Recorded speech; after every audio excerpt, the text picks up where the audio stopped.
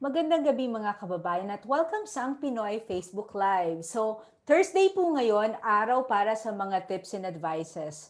At dahil Thursday, tips and advices, isang special episode ulit kami ngayon sa Ang Pinoy. Ang guest po natin ngayon ay all the way from the US. She's actually close to me. We were classmates in college. Mag-14 years na po siyang nasa US. At hindi ko na ikukwento yung ibang mga bagay. Hayaan na po natin siyang magkwento kung paano siya napunta sa US. So ang topic po natin ngayon ay things to know to practice medicine in the US. So our guest for tonight is none other than Miss Arlene Krysiak. She's the program coordinator of Internal Medicine Training Program from Catholic Health System. So good evening, Arlene. Welcome sa Hi, Pinoy Facebook Jaisel. Live. It's good morning here in Buffalo, New York. Thank you for having me. And I'm missing you. It's been like more than a decade. So thank you for having me today or tonight in the Philippines. It's actually 6 a.m. here in Buffalo, New York. Wow, 6 a.m. Alam niyo mga kababayan, nag-uusap po kami. Si Arlene po, we call her Maki when we were in Maki. college. Yeah, Oo. you can call me Maki Oo. too. Meron siyang second dose ng vaccine today. Tama ba ako? That's correct, yeah. So yung first dose ko was actually December 31st. Mm-mm. Ang first dose ko is yung Moderna. So Mm-mm. the reason being is kasi nag-work ako sa hospital. So binibigyan nila ino-offer nila yun sa mga empleyado. So Moderna yung first dose ko, and then you have 21 days pagkatapos nun yung second dose mo. So actually today yung second dose ko, and nasabi ko nga kay Jaisel, maraming like some of my residents at saka yung mga co-workers ko, medyo may side effects sa Moderna. So, in-advise nila ako na mag-take ng ibuprofen, like 2 ibuprofen before kunin ko yung second dose mamaya. So, gagawin ko yan mamaya. Wow. Oo, so yun. Pero bago tayo pumunta doon, kamusta ka naman dyan? Kasi alam natin na sa US, yung pandemic or yung COVID is really huge. Pangalawa, you're actually in New York. So alam natin na ang balita, pag dito ka sa Pilipinas, iba ang sa New York area. So pwede mo ba kaming kwentuhan? How is COVID in New York? Okay, you know what? I just want to point it out. I don't Mm. live in New York City. So Mm-mm. sa New York City marami talagang mga cases, and I'm sure Mm-mm. ngayon medyo konti na rin yung cases ng COVID. I Mm-mm. live in Buffalo, New York, Mm-mm. na marami kaming cases before, but now medyo konti na lang. So Mm-mm. yung yellow kasi we go by codes, by color codes. Mm-mm. So yung yellow, medyo siya yung mababa, tapos yung Mm-mm. orange zone. So, like until yesterday, nasa yellow and orange zone ang Buffalo, ang west sa amin. So ngayon, na-lift na yan kahapon. So, ang ibig sabihin nun, konti na lang yung COVID, cases ng COVID namin. Mm-mm. So, in yellow and orange zone, pagka yellow and orange zone ka, yung mga restaurants are closed for dining. Mm-mm. So pwedeng yung outdoor dining, but because I live in Buffalo na sobrang may winter kami, so wala talaga ditong outside dining. But because na-lift na yan, so pwede na silang pwede na, yung restaurants are open. Actually, nag-open na yung restaurants dun sa orange zone mga 2 weeks ago, kasi nga yung kinukwento ko kay Jaisel, medyo nag-file ng case ang business owners, especially mga restaurant owners, na wala naman talagang scientific proof na nakukuha yung COVID pag open yung restaurant, lalo na kung nakamask sila o may social distancing. Mm-mm. So supposed to be sa orange zone, close ang restaurant for dining. But because of nanalo sila dun sa case, sa orange zone dito sa amin, nagbukas na yung restaurant 2 weeks ago. So now, na-lift na yun lahat. Na-lift na yung orange, yung yellow zone. So, which is good kasi konti na lang yung cases namin ng COVID. Sa hospital namin, I was told na yung elective surgery sa hospital namin is open na din. So, which is a good sign. Konti na lang ang COVID namin dito. Wow, ang galing. Kasi that's actually very good news. Kasi pag, syempre, na-reduce na, good news yun sa lahat wherever Of you are. course, yeah. Oo. Mm-hmm. Nakwento mo, no, second dose of the vaccine ka na today. Mm-hmm. So kasi isa ka ngang frontliner dyan sa US. Pwede mo ba kaming kwentuhan kung kailan ka nag-start dyan sa Catholic Health System na office mo, and what was your initial job para lang Okay. maintindihan ng iba?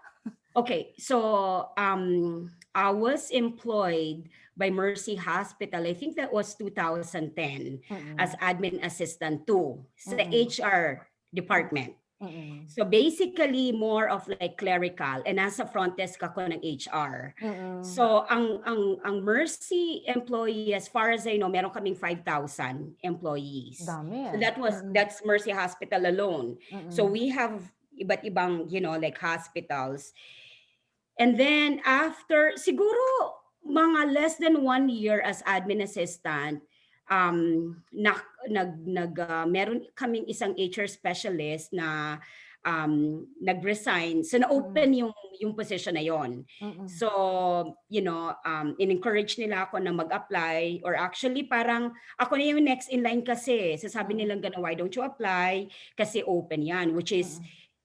okay naman kasi, bago naman ako maging HR specialist, meron na akong idea, meron na akong knowledge dun sa HR. Mm. Kasi coming from the Philippines na wala talaga akong experience sa HR, medyo mahirap, pero which is a good parang opportunity kasi naging admin assistant ako Mm. for siguro mga I would say like 6 months siguro until nagbid ako dun sa position na yun na HR specialist. Then nakuha ko naman. And then after, so naging HR specialist ako yung nag-handle ng mga benefits nila, yung mga evaluation, certifications, kasi may, sila dito, very updated sila or kailangan compliant sila sa Department of Health or Joint Commission ng mga, ng mga paperwork and everything. So ako yung nag-aasikaso lahat nun. And then, siguro, nakalimutan ko kung ilan, nag-move ako dito sa position ko ngayon as Internal Medicine Training Program Coordinator. 2000,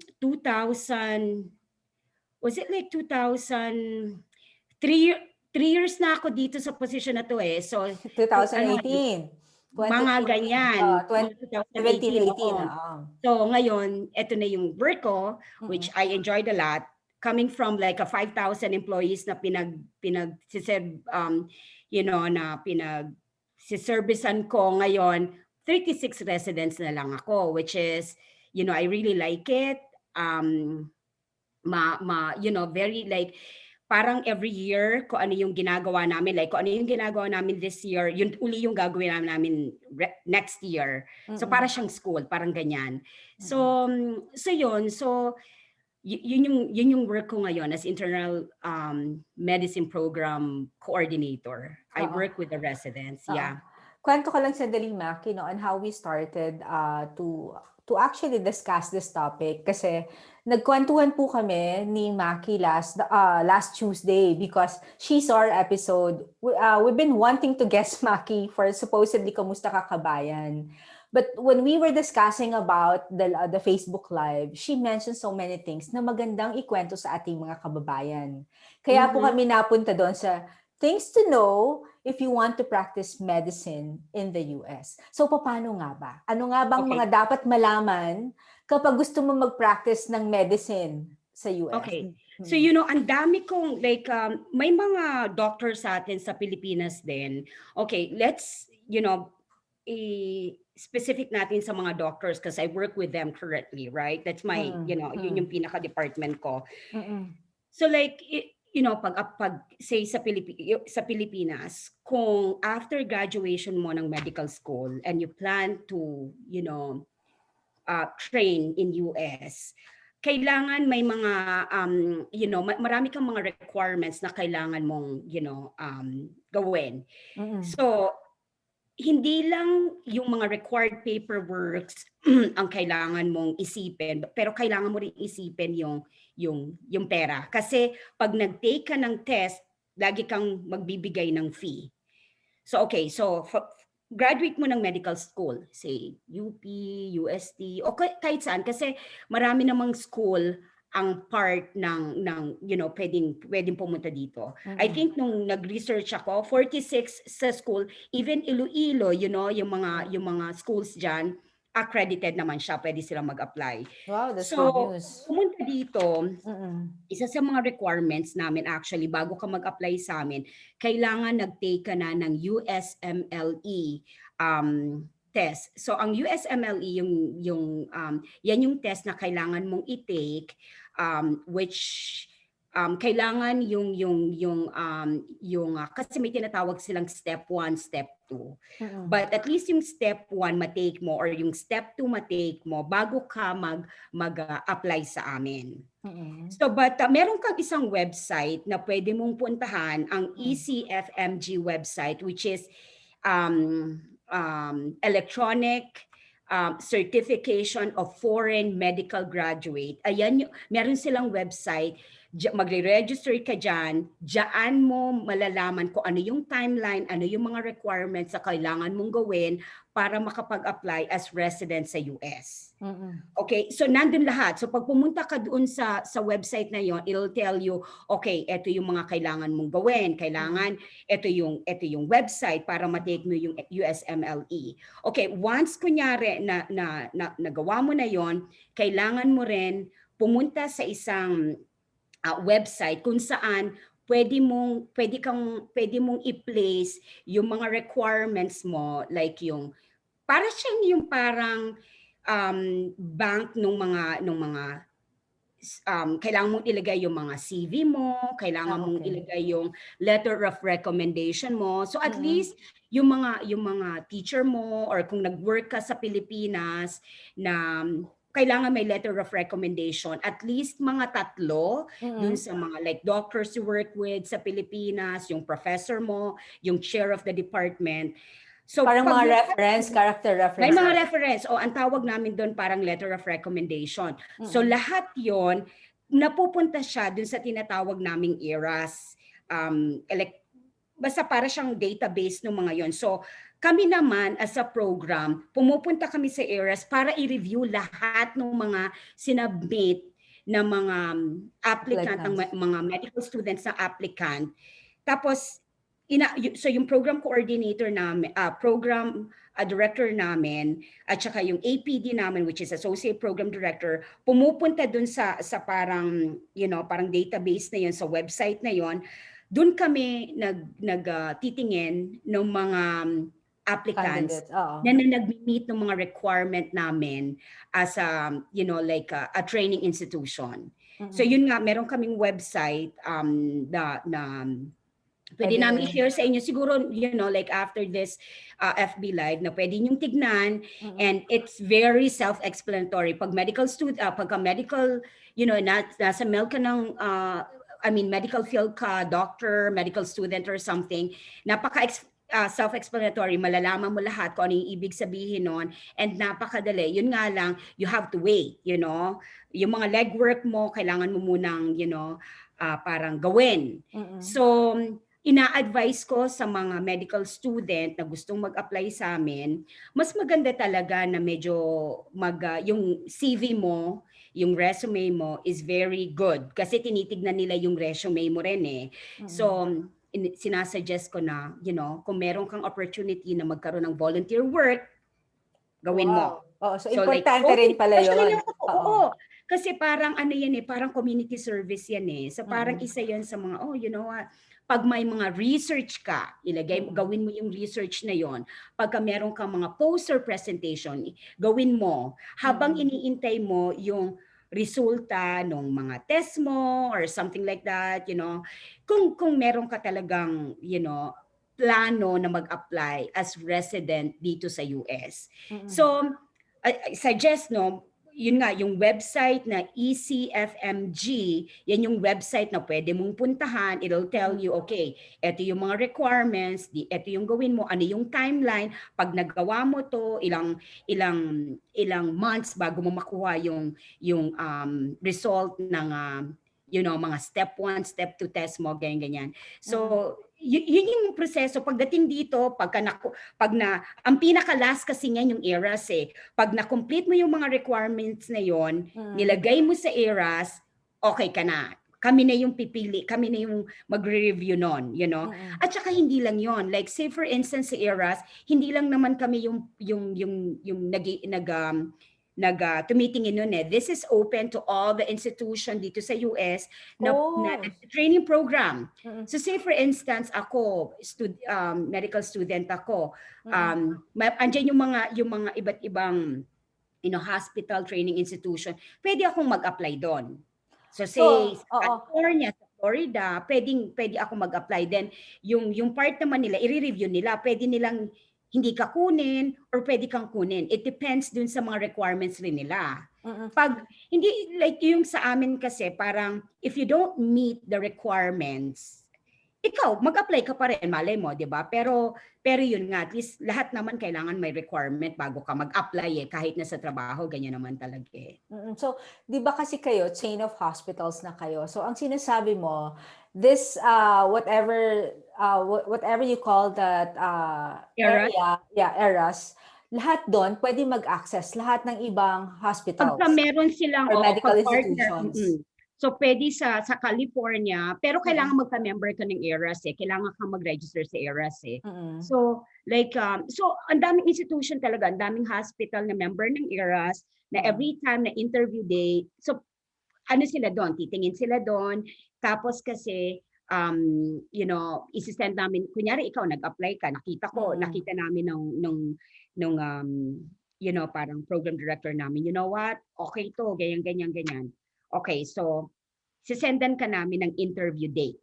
Okay, so pag nasend ka na namin ng interview date, yun na yun, mag-interview ka na, and then pagkatapos ng interview, like recently, ang interview namin, lahat Zoom because of COVID. Yeah. Before, we invite our candidates to come to Mercy Hospital and spend the day with us, you know. Wow.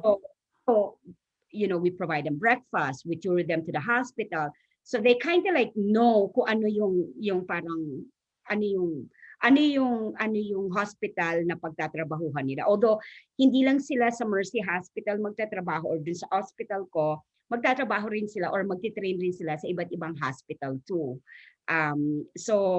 But because of COVID, lahat ginawa na lang namin parang Zoom. And before, we used to have like 10 candidates each interview. Now, naging 14. Minsan, nagiging 15 yan kasi sa Zoom. Which is kind of like good para dun sa mga applicants because they don't have to travel in Buffalo.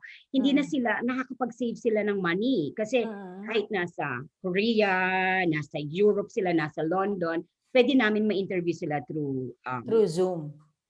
Yep. Pero siguro gusto nilang malaman kasi you mentioned, di ba, kayo, tinitingnan nyo na pwede to, pumasa sa requirements. Ano ba ang tinitingnan nyo sa group of hospitals nyo? Okay, so, alright. So, ang nakalagay dito, USMLE, yung sinasabi ko nga sa yung test, minimum score of 215 on both parts 1 and parts 2 in first attempt. So, kailangan nakagraduate ka ng isang medical school of less than 5 years. So, of less than 5 years, okay? At saka, parang preferred namin yung meron kang clinical experience dito sa US.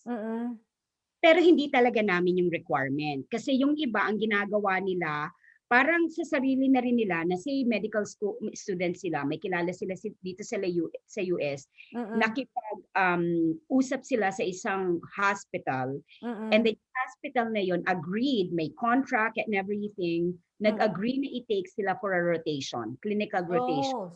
Para lang ma-experience sila how it is to work in US, parang sa hospital ng US.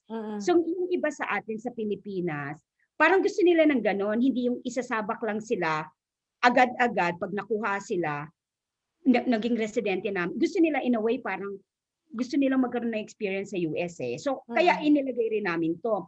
Although it's not required, pero mas gusto namin at least, meron sila kahit papaano background ng mga pasyente dito or, hospital. And then nakalagay rin dito, must be ECFMG. So, meaning to say, kasi foreign medical graduate tayo, kung galing ka ng Pilipinas, kailangan mag-register ka sa electronic certificate foreign of medical graduate. So yun yung una mong pupuntahan. Mm-mm. So, and we want to make sure sila yung parang magre-review ng mga requirements mo and everything. We want to make sure na yung school na applyan mo is also parang kasama rin dun sa list ng Accredited. And then, yung sinabi ko nga kanina, kailangan mag-provide ka ng letter of recommendation. We call it LOR, letter of recommendation, one of which must be yung dean ng medical school mo, and all other forms consistent with ERA's application. So basically yun yung kailangan namin, kasi pag pinrint namin yung application mo, we go by, or yung file mo before interview, we go by all these like requirements. Question, kasi kanina di ba merong 5 years na nabanggit ka, di ba? What if it's more than that? Tapos gusto pa rin mag-apply sa inyo. I'm a doctor. Pero naman ditong nakalagay sa website namin, if you do not meet all the requirements as listed above, yung sinabi ko nga sa'yo, you may use your own discretion as to whether or not you would like to apply. So it doesn't mean na porket hindi mo na-meet yon, but you are, you're very passionate and you really wanted to come here to train, for us to train your, pwede namang ganun eh. So, I mean, there's no, I wouldn't say na wag kang mag-apply, mag-apply ka pa din, and then yung mga directors ang magre-review ng pagka nakita naman nila, you know what, tignan natin to, nakita naman talaga natin yung passion niya, yung talagang hard work niya. So, maybe we can, so we can send like an invite. So yun. Okay, babe, ano? Yun, mga kababayan, nakita nyo ang kanyang hobby. No. Actually, asawa mo yun? Anak mo? Si Matthew. Yung kanyang kiddo po. Umaga po kasi ngayon doon sa Buffalo. Dala yung blanket niya siguro. Matutulog pa dyan. Okay, so ganyan po talaga pag live, maraming nangyayari. Sanay na kami. So, babalikan ko ulit yung sinabi mo, no? So, discretion mo na if you wanna apply. Ang tanong ko, gaano ba normally katagal yung processing doon sa mga doktor, di ba? Ang siguro curious sila.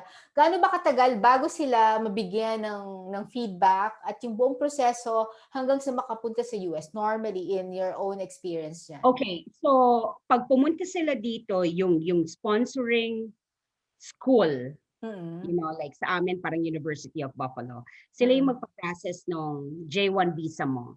So parang so magpa-process mo. So pag pumunta sila dito sa hospital sa amin, okay na yung mga paperworks nila.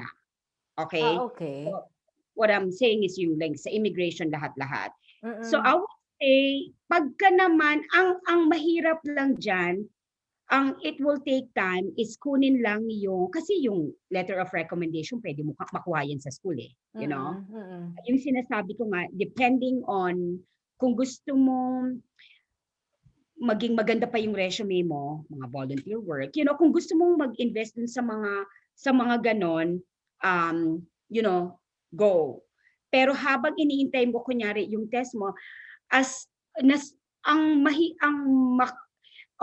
far as I know, dun sa USMLE, siguro mga 2 to 3 weeks makukuha mo yung result. Okay? Bilis. Pagka nakuha mo naman yun, you'll get, actually, yung sinasabi ko sa iyo kanina, the first na pwede nilang puntahan ay yung UCFMG.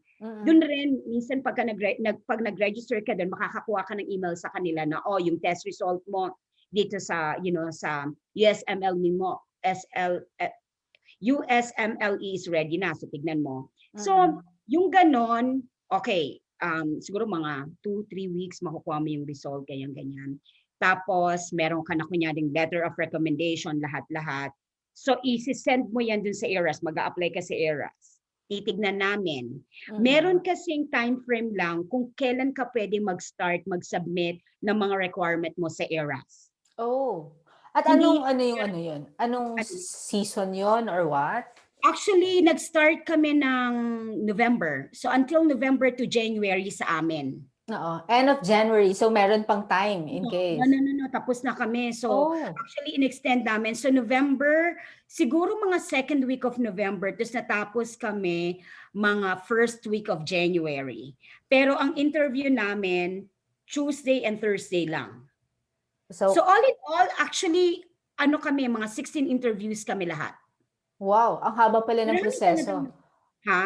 Ang haba ng proseso kung 16 interviews. May 16 kami. So ibig sabihin nun, like say for instance, ikaw, Mm-mm. meron ka ng result ng USLE mo, Mm-mm. nakapag-register, certified ka na, you know. Mm-mm. Mm-mm. Pag naipasa mo yan, nailagay mo yan dun sa eras, dun sa time frame na yon, I think it's November. Don't quote me on that, but I think it's November. Tapos, pag nalagay mo na yan dyan, na-review na ng yung mga mag-i-interview sa'yo ng mga school, Mm-mm. madali na yon. So, pagka na-interview ka na, mag-wait ka lang ng ranking kasi may tinatawag pang ranking yan eh. So, Wow. ngayon, nasa process kami ng ranking. Mm-mm. Parang, kung meron kang 100 candidates, right? Kung meron kang 100 candidates, kailangan mo siyang i-rank Yeah. 1 to 100. Mm-mm. Okay? Kailangan yung ikaw na in-interview ka, kailangan mo ring i-rank yung mga schools or yung mga institution or mga hospitals na in-interview mo, i-rank mo rin sila. So nirarank namin sila, i-rank mo rin sila. Kaya may tinatawag na matching. Sa Galing matching, ah. pag Mm-mm. nag-match tayo, yun na Mm-mm. yun. Mm-mm. Nag-match ka na. Mm-mm. Like sa inyo, ilan normally ang kinukuha nyo? Kasi kunwari, di Okay. ba may ranking, So, oh. right. Okay. So, every year, kumukuha kami ng 11 categorical and then 4 preliminary. Let me explain to you what, okay. Mm-mm. Kami yung internal medicine training program, right? Mm-mm. So, yung categorical, tinitrain namin sila for 3 years. Wow. Ang preliminary, tinitrain namin sila for 1 year. Kasi may mga subspecialty sa medicine na required ang internal medicine residency bago sila pumunta dun sa subspecialty nila. So Mm. example of Mm-mm. that is radiology, Okay. dermatology. So ang radiology, kung gusto mong mag-radiology na bago ka pumunta sa radiology residency Mm-mm. or radiology na training, kailangan required nila na meron kang internal medicine training. So kailangan mo kami for 1 year. Kaya Okay. tinatawag namin silang preliminary kasi they only stay for 1 year. Mm-mm. Dermatology, they only need this for 1 year. So kaya meron kaming 4 na preliminary resident na kinukuha every year at meron kaming 11 categorical na kinukuha every year. So all in all, mga 15 every year. Dami ah. Mm-mm. Mga 15. So tinitrain namin sila kasi yung mga third year naman, gagraduate na sila that year. So may Mm-mm. mga gagraduate, may papasok. So kaya siya Mm-mm. parang school, alam mo yun, may gumagraduate, may papasok, ititrain mo sila hanggang sa gumraduate sila. Mm-mm. Siguro So ang isang, ilan yan? 15. ang tanong nila, no, curious lang, so mga 15, may training, 3 years or depende Oh, yep. kung ano, di ba? Ang tanong dyan is, are they compensated while they're actually on a training? Yar, yep. May salary sila. Mm-mm. Yung sa program namin na lahat naman merong ganyan eh. Mm-mm. So may salary sila, meron silang benefits, may health insurance, dental insurance for free. Speaking dun sa ano namin. So meron sila, tinitrain namin sila at the same time, meron silang sweldo, yes. Wow. Bakit ba sa tingin mo marami yung American dream na pumunta, I mean na the desire to be a doctor in the US? What's with the US na pag ikaw doctor ka, are you gonna earn this Yung, much? you know what? Mm-mm. Siguro part na rin yun, pero yung training talaga. As in yung training. I'm not sure how it is in the Philippines, pero dito kasi, yung hospital dito, very in compliance sila lahat. In compliance sila lahat. So meaning to say, meron kaming mga joint commission, Department of Health na pumupunta sa amin Mm-mm. para to make sure na nagko-comply kami sa Department of Health or sa JCO na tinatawag namin. So ano sila parang dito yung training nila maganda. As in talagang yung mga equipment nila is very much updated, advanced. So part yun ng training na yun eh. So at saka kasi you know,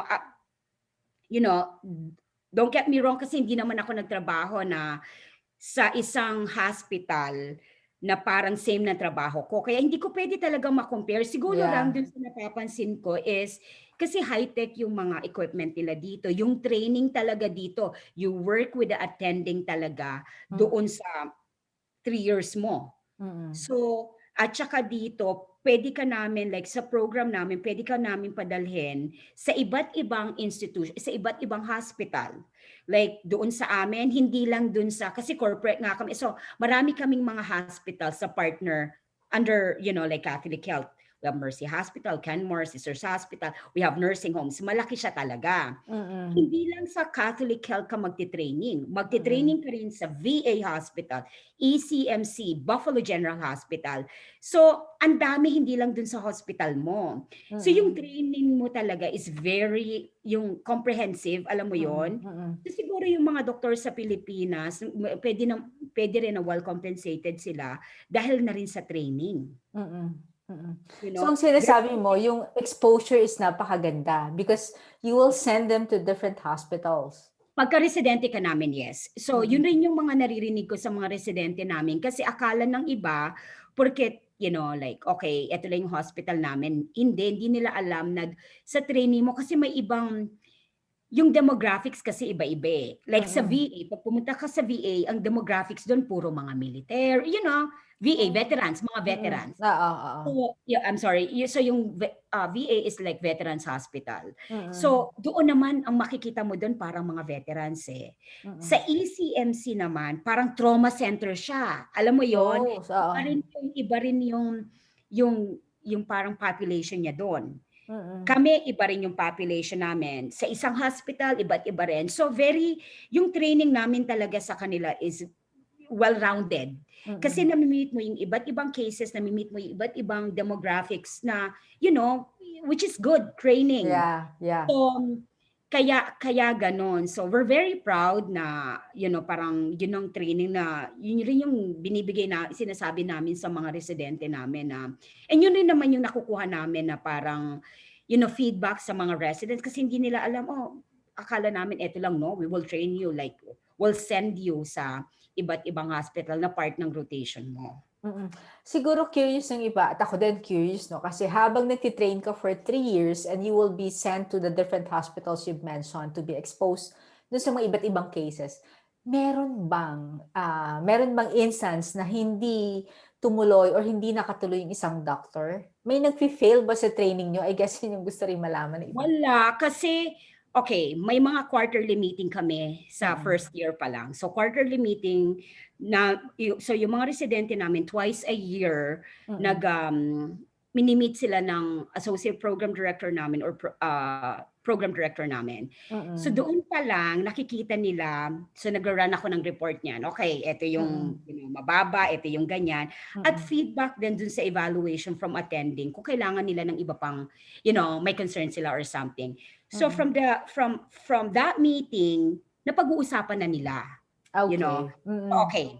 Ito Mm. yung like meron rin kami ang dami naming support na binibigay sa residente namin na okay, eto yung sa skill part naman, yung sa knowledge part naman, meron kami Mm. mga written examination like every year. So Mm. nakikita namin doon kung ano yung subspecialty na need nila ng help. Mm. So doon pa lang maaayos na namin. So may Mm. mga residente kami na nakita namin, okay, you know what? Mukhang kailangan mo ng tulong dito sa endocrinology specialty na to. So ang gagawin ko as coordinator, i-schedule ko sila ng isang endocrinology elective para Wow. doon talaga ma-expose sila. Mm. Mm. So I'm proud to say na yung program namin, from day one, yung support nila sa mga residente. So yun nga, yung meron kaming in-training, yung parang parang meron kaming training exam every year at Mm. sinasabi nga namin sa kanila pagka nagtitest sila, don't go prepared para malaman namin kung ano talaga, wag kang mag-aaral kasi hindi naman yan mapupunta sa file mo eh. Mm. We're just doing this to make sure o kung ano pa yung tulong na gusto mo, kung anong subspecialty, GI ba, cardiology ba, kasi gusto namin maging well-rounded yung doctor pagka umalis siya sa amin, Wow. So wala naman, lahat nakaka-graduate, lahat Oo. nakaka-graduate on time, lahat ano sila, nakakakuha sila ng ng lisensya, lahat okay naman. Actually, that's very good news kung twice a year meron kayong evaluation kung saan sila mahina, pinupunan nyo by adding more trainings or giving them more trainings. Yeah, you know what too? Like even before they start, like when we ask them, like say bago yung residente, we ask them what subspecialty. Kasi minsan they want internal medicine specialty lang. Parang gusto nila maging general lang, and sometimes they want to do hem-oncology. They want to do GI or cardiology. From the day one that they start with us, we ask them, ano ba ang anong plano mo? Anong gusto Oh, mong gawin? maganda yan You ah. know what? When they say, GI, gusto ko maging gastroenterology doctor. Bibigyan namin siya ng mentor na GI doctor na. So para i-guide siya na, okay, you know what? Before ng quarterly meeting mo sa APD mo, mini-meet nila yan na parang, okay, may access sila sa evaluation. Okay, you know what? Ito yung ganyan mo. Okay, next time, ito yung gawin mo. So, yung support nila, not just, we have like mentors for each one of them. We have, they talk to our, we have a quarterly meeting with our APD and PD. And then, so, binibigyan namin sila ng test para malaman namin. So, lahat yon parang yun yung support namin sa kanila. So, kaya, yeah, which is really good. Oo nga eh. Kasi kumbaga from day one, sabi mo nga, kung tinatanong ano ang gusto mo, may career path na kayong nakahanda din for them. Of course, yeah, may sila naman yung like sometimes na like say nag-start sila first year, gusto nila cardiology. Meron ako mga residente na second year Nag-iba. nagpapaka sila. Ganun talaga kasi alam mo pagka ini-interview mo sila, hindi mo rin malalaman, sila rin hindi nila alam eh. Kasi gusto muna nilang parang makita muna. They wanna talk to other residents too if they have any like, they will give them like advice, you know what? O kaya kailangan muna nilang mabigyan ng rotation, ng clinical experience to be able to figure out ano talaga yung gusto nila. So may isa akong residente na, you know what, I really wanted to do, ano yung sabi niya, parang endocrinology. I really like it, And then next time, you know what, parang gusto ko maging sleep medicine na lang. And then, hindi rin yung dalawang yon. So, hindi mo talaga malalaman until pagka nag-apply ka na. Kasi yung mga gagraduate sa amin itong third year, gagraduate sila sa amin this year. Nung second year pa lang nila, nag-a-apply na sila ng mga trabaho. Oh. Graduate sila. Or yung iba nag-a-apply na sila ng kung saan sila magmamatch. Kasi gusto nilang mag-fellow sila. So sunod kasi sa residency fellow eh. So kung gusto nila kunyaring maging like cardiologist, kailangan na rin sila. So uli sila iti-train sila as fellow sa cardiology for like 3 years rin. Wow, Bago sila maging cardiologist. So parang total of 6 years, 3 and 3. Kung gusto nilang mag-subspecialty, yes. Yes. Wow. Pero as I said, kung graduate ka ng internal medicine residency program, doktor ka na. Pwede kang maging Diretso hospital. na yon. Oo, pwede kang maging primary doctor. Pero yung iba gusto talaga nilang, you know what, gusto ko talaga ng GI doctor. So then mag-fellow ka. So same process din, mag-a-apply ka. Kasi yung J1 visa mo hanggang, para dun sa sa mga foreign graduate na gusto mag-apply, bibigyan ka namin ng J1 visa. Meaning to say, pang 3 taon lang. Kasi tinitrain ka namin eh. Oo. When you talk about J1 visa, what does it exactly mean? Bukod dun sa 3 years na Parang sinasabi iti-train ka mo. lang namin, para siyang, in a way, para siyang work visa. Parang bibigyan ka na lang namin ng isang visa na pwede kang mag-train dito, mag-work dito for certain amount of years, certain amount of time. Pero pagkatapos doon, yun lang. So like yung ibang residente kasi, ang ginagawa nila, lalo na yung kung gusto nila maging fellow, pag nag-apply sila sa isang program, na say fellowship ng GI, yung next program mo naman ang mag-aasikaso ng visa mo. Sarap pa. So ganun, Alaga, oo. ganun. Yung Mm. iba naman like pag nandito sila, nag-a-apply sila sa isang ospital as hospitalist na pwede nilang asikasuhin yung visa nila na parang i-waive, parang gawin na parang working visa na talaga na extend yon. Alam ko ang J1 is for like training. So I said kasi yung hospital namin hindi kami yung naggagawa ng visa kundi yung sponsoring um organization or sponsoring um, school. Mm, Katulad sa mm, aming University of Buffalo. So sila mm. yung naggumagawa ng mga, like yung mga visa, lahat-lahat. Pag nasa amin na sila, ready na sila, may mga papel na sila lahat-lahat. Kami lang yung nagtitraining. Worry-free na. So, Maki, may question dito ha. Kasi we're talking about visa, yung kung sino yung nagpa-process and everything. Bukod sa maraming nag-hi sa'yo dito sa... hi. So, there's a question from Miss Jean. Actually, she's part of Ang Pinoy. Okay. Ang sabi niya, I heard interns have to pay $500,000 or so sa hospitals here to get into internship. Dito sa Pilipinas yun na. The question is it the same in the US? No. Nope. Don't have to pay us. Kaya nga ang tanong ko sa'yo kanina, pag kunwari yung 3 years training, no, may sweldo ba? Ang Hindi. sabi mo, meron, no? Ang kailangan mo lang talagang ibayaran talaga dito is yung USMLE, kailangan ka mag-take ng exam. Mm. So, dun sa step 2, yung step 1, kailangan mo i-take yung step 1, Kasi required yan eh. Kailangan meron kang USMLE na tinake, na exam na tinake bago ka mag-apply. Pag nandito ka na, no, you don't have to pay us, no. Yung parang like sa Pilipinas, tinitrain ka namin, sinuswelduhan ka namin. So hindi mo kami babayaran para i-train ka. So hindi ko alam sa Pilipinas kung nagbabayad. Oo. Pero So, ang magiging expenses lang nila or ang magiging gagastusin lang nila, yung sinasabi mo nga, is for the initial wherein they have to take like yung... yeah, and then pagdating ka dito, which is hindi kasi pagkadating mo dito, kailangan housing mo, kailangan ka magbayad ng renta mo kasi nandito ka for 3 years eh.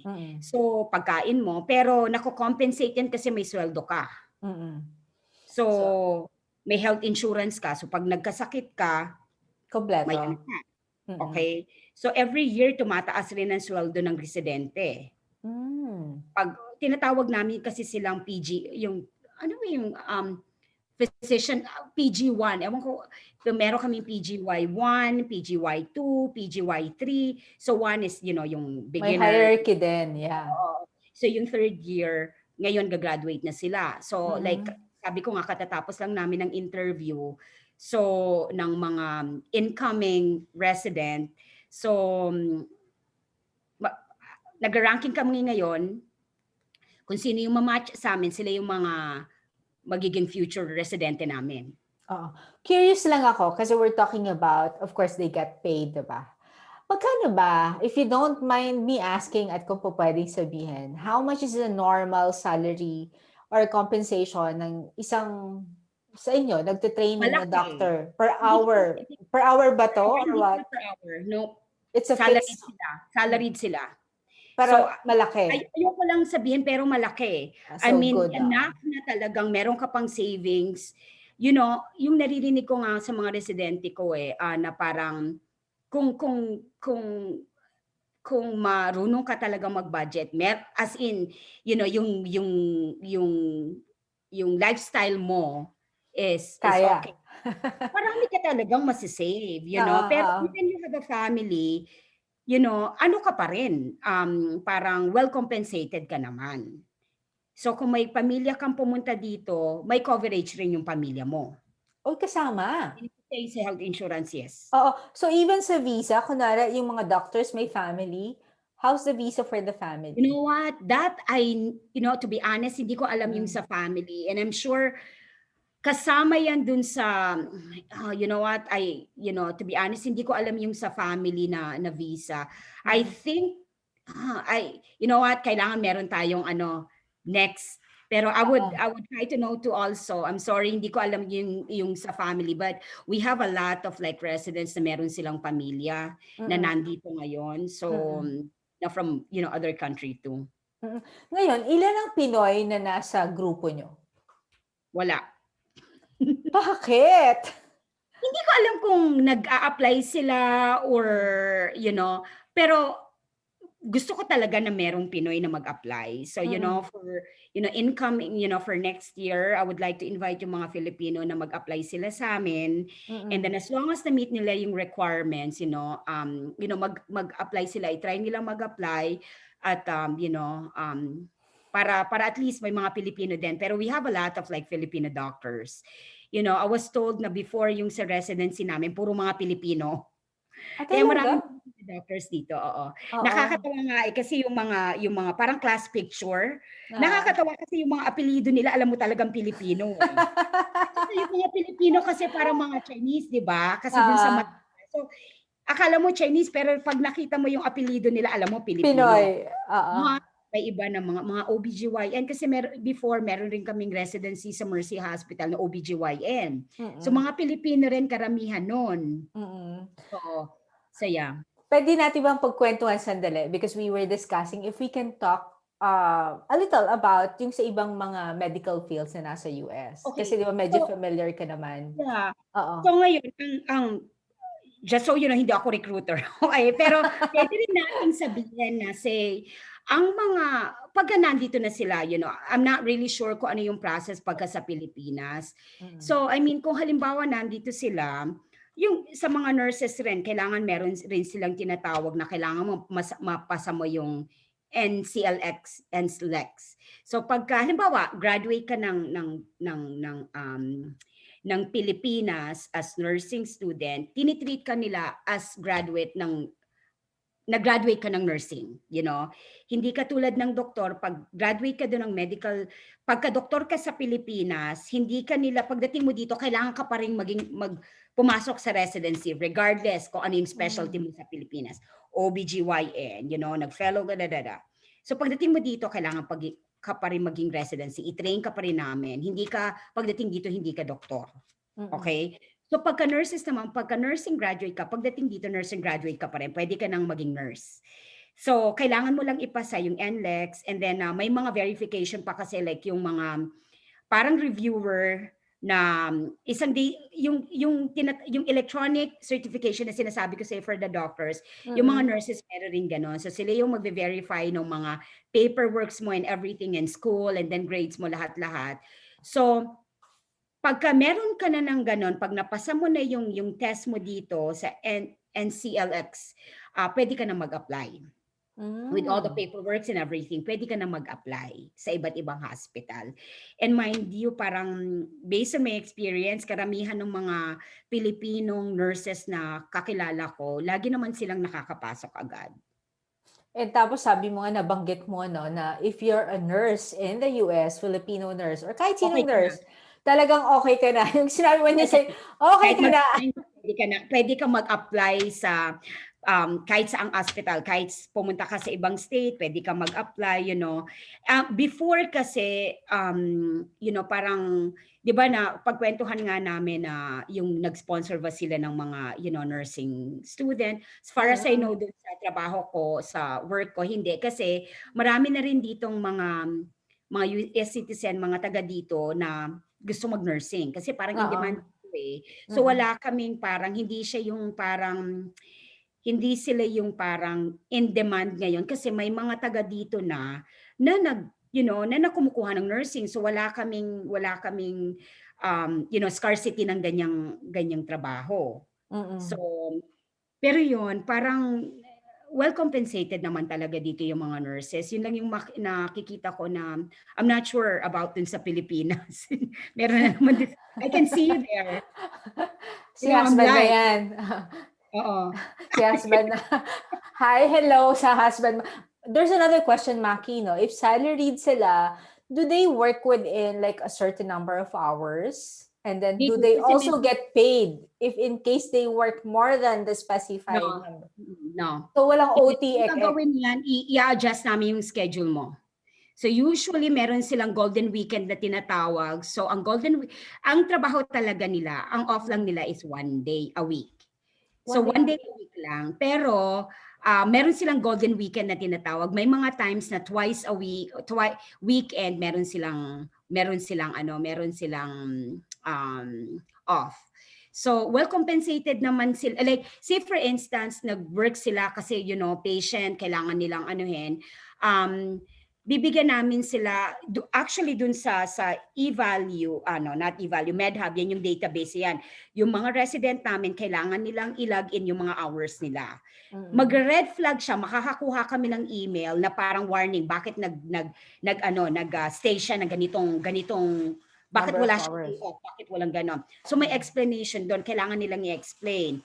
So usually wala naman ganon, kasi salaried nga sila. So kung pumasok sila and based on the schedule talaga, binibigyan namin sila ng 1 day off. Usually, pagka may golden weekend sila na tinatawag, meron silang 2 day, yung parang Saturday and Sunday off. Parang ano yan parang even yan. And ano siya, in compliance rin kami dun sa schedule, sa mga namin sa accredited kasi kami ng, sa ACGME. So, kailangan in compliance rin kami doon.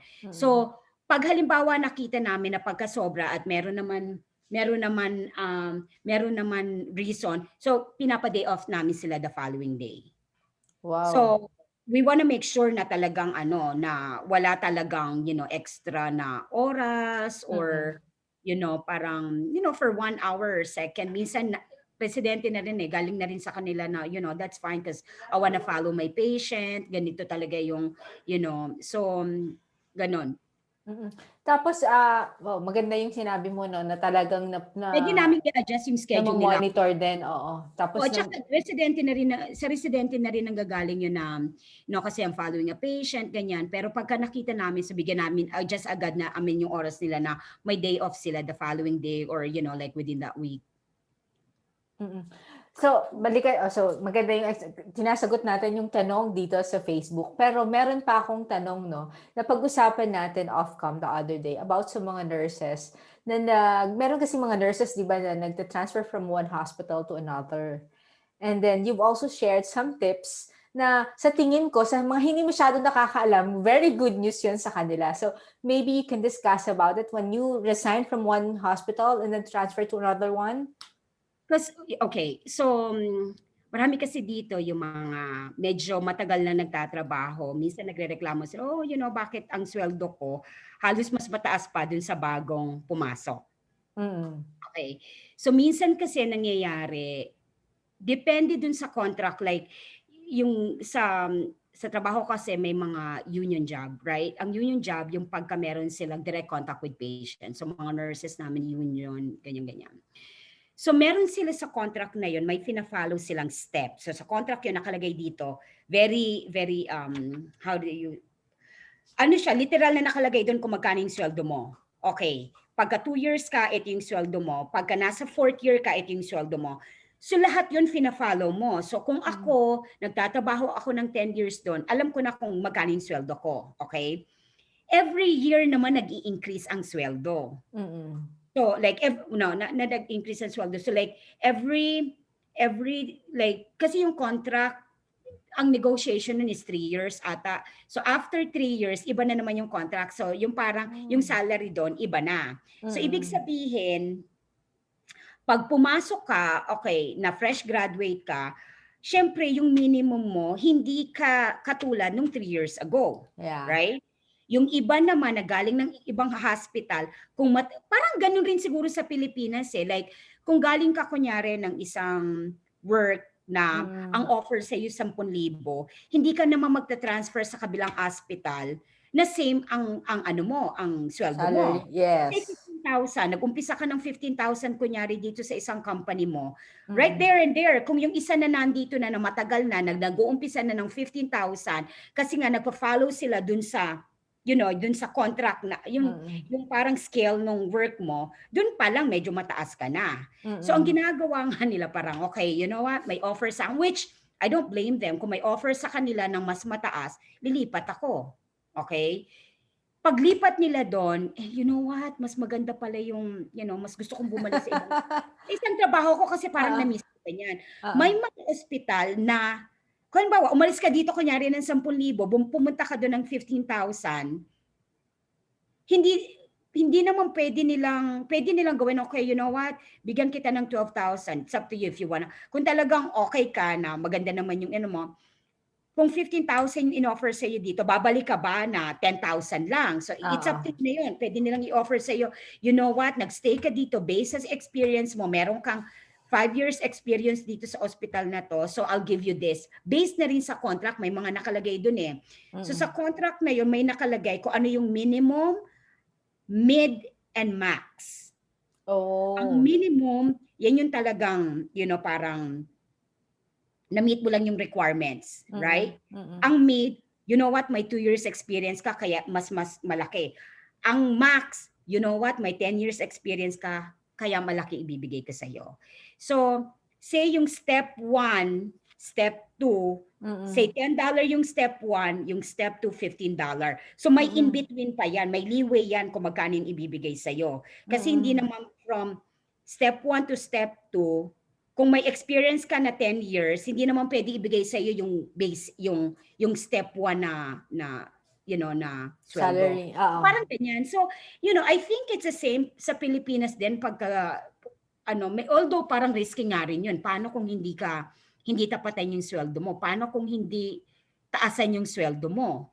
So parang risky rin 'yun, pero parang napapansin ko nga yung iba, okay, after graduation, mag-a-apply sila. Pag nag-apply sila, mag-stay lang, kakuha lang sila ng parang, experience. Lilipat sila sa iba. Punta lang sila doon for 2 years. Siyempre, pagdating mo dito, may 4-year experience ka na, so mas mataas na. So, ganun lang yon. Sabagay, oo. Ganyan din ang ginagawa talaga ng iba, no? Even Nagawa sa... mo na ba yan, Jace? Hindi pa. Medyo mahirap, pero tama ka. I guess everybody's doing that, no? So, hindi ko na masyado patatagalin because I know that you need to go to the vaccine, but mag-wrap up na siguro tayo. So, ang tanong Okay. ko na lang, Maki, no? For those who want to apply, lalo na sa inyo kasi sabi mo nga wala pang Pinoy, and ikaw mismo, you are inviting... Before meron, pero yeah, kung gusto nilang mag-apply sa amin, our next interview, yung parang application namin will be open this year pala. So siguro I would say mga November until, January. So yung iba na gusto mag-apply, pwede mag-apply kayo as long as yung mga requirement, may website akong ipopost, Jace, mamaya pagkatapos tayo pwede mong i-post, and then pwede silang pumunta doon, and andun lahat ng gusto niyo malaman.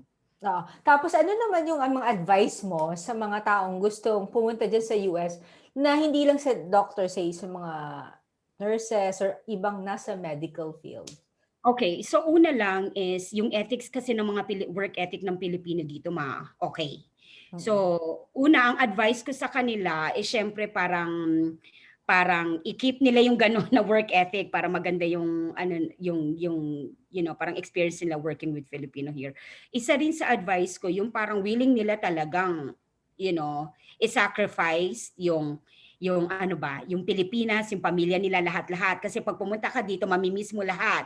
Food, like yung beach, lahat nun, kung ano yung na-enjoy mo sa Pilipinas pagdating mo, as in work. May mga Pilipino dito na 2 trabaho kasi gusto talaga nilang mag-save.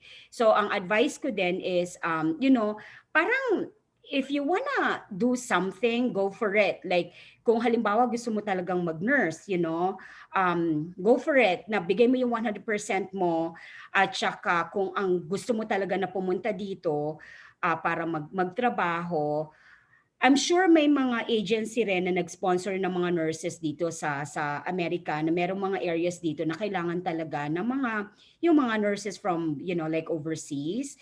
So make sure na, kasi minsan imaginein mo, hindi lang ikaw ang nag-a-apply ng nurse, right? May iba't iba ring country na nag-a-apply ng nurse. Make sure na pagka yung resume mo na parang yung siya, ano ba yung maganda sa resume mo or CV mo na outstanding sa lahat ng mga candidate.